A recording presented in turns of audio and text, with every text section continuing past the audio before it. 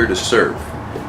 So wherever I go is what can I do? I'm a public servant. I'm accountable to the general public.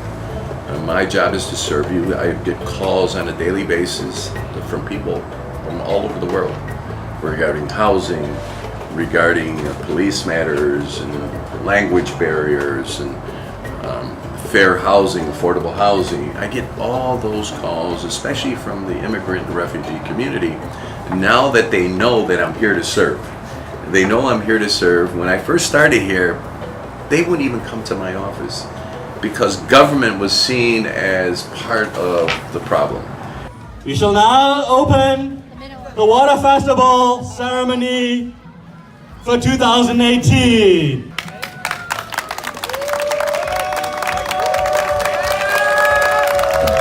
When the opportunity came to run for public office, I really wasn't thinking about running. As a matter of fact, I was one of the other people who was looking for somebody else to run, but nobody would step forward.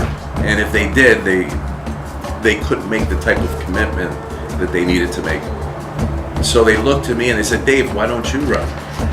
I said, "Okay, let me think about it, and I'll talk to my wife." And my wife agrees with me.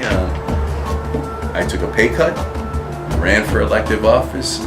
I won the primary by 76 votes. I was the overwhelming underdog. I wasn't even expected to win that election. Naomi's the only one still with me. Sean's gone, Whitney's gone, Kirk Lobby, they're all doing great. I was told not to. They told me, don't run. They kind of insinuated, I said, give us an opportunity to be vetted. No, we made the decision, this is what we're gonna do. Based on that, I says, you know what, I'm gonna run.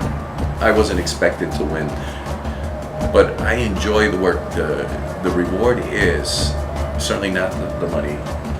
The reward is actually seeing the growth, the development, small business development, empowering people to open up businesses. That is our goal, including the immigrants and refugees, including the people that are there.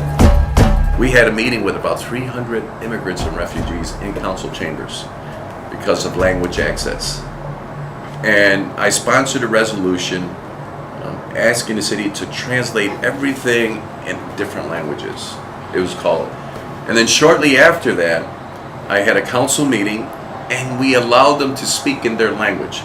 And the council members had to sit there and just listen. And they saw how frustrating it was to try to understand somebody. So I said, that is how they feel when they can't express themselves or they don't understand what you're saying. That is what you're experiencing today. And so we've opened the doors for immigrants and we've instituted the Office of New Americans through the mayor. We've done language access in the police department and other departments. But it was because of the access we provided them.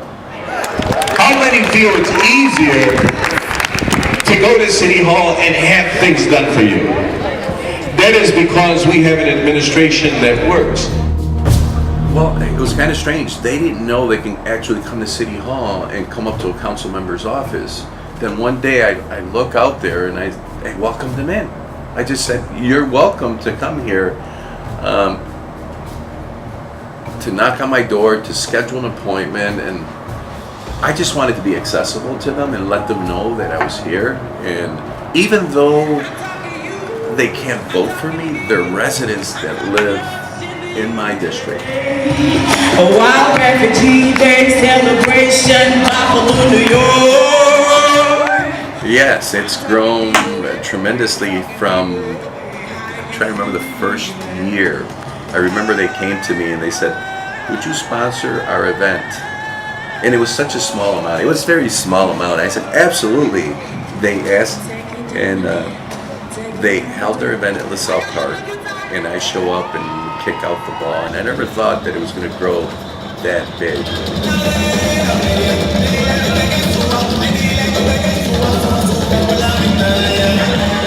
I would ask them to report whatever incidents have occurred.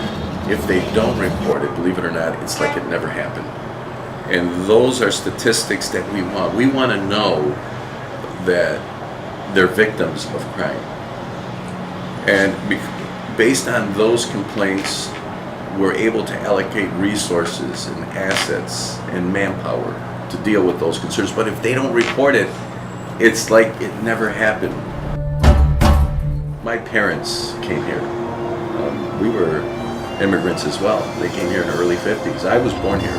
My father worked in factory work for many, many years to support 5 children, and he learned English, even though it might have been a little bit broken English, but he learned English, and my mom is still here. My father's no longer with us. But I remember the struggles that he had. Continue to talk about your culture, the beauty of your culture. Never forget where you came from, the countries you came from, all over the world, whether it's Burma, Somalia, Libya, or Liberia. Never forget your culture, where you came from. Celebrate it, share it, show your kids. Let your future generation do the same thing. So long.